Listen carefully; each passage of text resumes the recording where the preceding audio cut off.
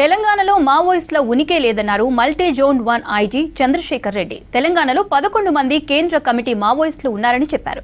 రాష్ట్రం నుంచి 94 మంది వేరే రాష్ట్రాల్లో పనిచేస్తున్నారని వివరించారు. కర్రగుట్టల నుంచి మావోయిస్టులు తెలంగాణలోకి రాకుండా అప్రమత్తంగా ఉన్నామన్నారు. లొంగిపోయిన మావోయిస్టులకు క్యాడర్ ఆధారంగా సహాయం ఉంటుందన్నారు. ఐజీ చంద్రశేఖర్ రెడ్డితో ధనరాజ్ ఫేస్ టు ఫేస్. మావోయిస్టులకు వరుస ఎదురుదెబ్బలు తగులుతూనే ఉన్నాయి. మరోవైపున చూసినట్టయితే పార్టీలో పట్టు కోల్పోతుంది. ఓవైపున మావోయిస్టులు సరెండర్ అవుతున్నటువంటి సిచ్యువేషన్లో మల్టీ జోన్ 1 ఐజీతో చంద్రశేఖర్ రెడ్డి ఉన్నారు. సార్, మీరు చూస్తున్నాం అంటే ఓవైపున మొన్నటి వరకు చూసినట్టయితే భద్రాద్రి కొత్తగూడెం కావచ్చు, వరంగల్ కావచ్చు, ఈ ఏడాదిలో చూసినట్టయితే సుమారుగా 250 మంది దాకా మీ ఆధ్వర్యంలో లొంగిపోయినారు. అంటే మావోయిస్టుల పరిస్థితి ఎలా ఉంది? ఎందుకు లొంగుబాట్లు జరుగుతున్నాయి? ఇప్పుడు సిపిఐ మావోయిస్ట్ పార్టీ సభ్యులు వారి హింసాయుతమైన ఉద్యమాన్ని వదిలేసి జనజీవన స్రవంతిలో కలవాలని మేము పిలుపునిచ్చాము. వారి కుటుంబ సభ్యులను వారి మిత్రుల ద్వారా మేము వారికి నచ్చజెప్పడం జరిగింది. నచ్చజెప్పి వారికి వచ్చి సరెండర్ అయితే వారికి ఎట్లాంటి వేధింపులు ఉండదు. వారికి ఇంకా పైగా ఇప్పుడు ప్రభుత్వం నుంచి కూడా రివార్డ్ అమౌంట్ అనేది చాలా ఈజీగా అవార్డు అనేది ఇస్తున్నారు ప్రభుత్వం. అది వారికి చెప్పడం జరిగింది అన్నట్టు. మీరు ఏ రాష్ట్రం వాళ్ళైనా సరే, ఏ రాష్ట్రంలో పనిచేస్తున్నా సరే, వారు పనిచేస్తున్న ర్యాంకుకు తగ్గట్టుగా రివార్డ్ అమౌంట్ ఇవ్వడం జరుగుతుందని చెప్పడం జరిగింది. దానివల్ల ఆకర్షితులై వస్తున్నారు. ఇప్పటి వరకు 250 మంది రావడం జరిగింది. వారందరికీ వచ్చిన వెంబడే 25,000 ఇచ్చాము. నగదు అదే రోజు ఇవ్వడం జరిగింది. ప్రభుత్వం నుంచి కూడా ఇమ్మీడియట్గా శాంక్షన్ చేశారు.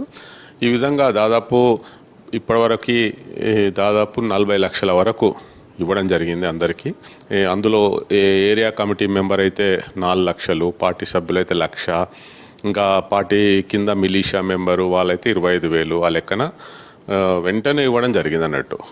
వాళ్ళు వెళ్ళి మళ్ళీ వాళ్ళ సొంత గ్రామాలకు పంపడం జరిగింది. వాళ్ళంతా ఎక్కువగా వీళ్ళంతా ఛత్తీస్గఢ్ రాష్ట్రానికి చెందిన వాళ్ళు వెళ్ళి అక్కడ వాళ్ళు విస్తృతంగా అందరికి చెప్పుకున్నారు. ఇట్లా మాకు అక్కడ ప్రభుత్వం నుంచి మాకు పైసలు ఇచ్చారు అని చెప్పేసి వాళ్ళు క్యాష్ చూపించడం వల్ల అట్లా బాగా మెసేజ్ అనేది బాగా అందరికీ చేరింది అన్నట్టు. ఒకరి తర్వాత ఒకరు అట్లా వస్తూ నిన్న కూడా 14 మంది సరెండర్ అయ్యారు. వీళ్ళు ఇంకా వస్తున్నారు. కాబట్టి మేము వాళ్ళందరికీ వారందరినీ మేము సాధారణంగా ఆహ్వానిస్తున్నాము. ఆహ్వానించి వాళ్ళందరితో మంచిగా మాట్లాడి వాళ్ళకి ఏమేం కావాలో అవన్నీ చూస్తున్నాం. మావోయిస్టులకు శాంతి చర్చలకు సిద్ధమైనప్పటికీ కూడా మీరు అంటే వాళ్ళపైన తుపాకీ ఎక్కువ పెడుతున్నారనే ఆవేదన వ్యక్తం చేస్తారు. మీరేమంటారు? అయితే తెలంగాణ రాష్ట్రంలో మాత్రం ఇప్పుడు మావోయిస్ట్ పార్టీ కదలికలు ఎలాగూ ఉన్నట్టుగా మా దృష్టికి రాలేదు. ఈ మధ్యకాలంలో కూడా ఎక్కడ వాళ్ళ కదలికలు లేవు తెలంగాణ రాష్ట్రంలో. అయితే ఇప్పుడు అందుకే మేము ప్రభుత్వం ఇస్తున్న ప్రోత్సాహకాలను మేము దాన్ని వినియోగించుకొని విస్తృతంగా ప్రచారం చేసి సరెండర్స్ మీద దృష్టి పెట్టినాం మేము. కాబట్టి మా ఆఫీసర్లందరూ ఇప్పుడు మాకు ఎట్లాగో కదలికలు లేవు కాబట్టి మేము మావోయిస్ట్ పార్టీ వాళ్ళు ఏ రాష్ట్రం వాళ్ళైనా సరే వచ్చి సరెండర్ అవ్వండి అని వచ్చిన వాళ్ళను మేము రిసీవ్ చేసుకుంటున్నాము.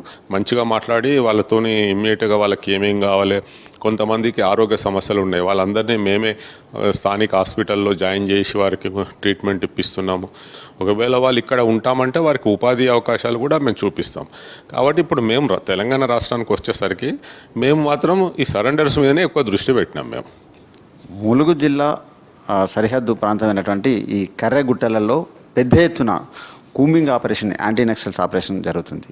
ఇలాంటి క్రమంలో మరి అక్కడ ఉన్న సెంట్రల్ ఫోర్స్ అంతా కూడా కర్రగుట్టలను అష్టదిగ్బంధనం చేయడంతో అక్కడ ఉన్నటువంటి నక్సల్స్ తెలంగాణ ప్రాంతంలోకి ఎంటర్ అయ్యే అవకాశం ఉందా?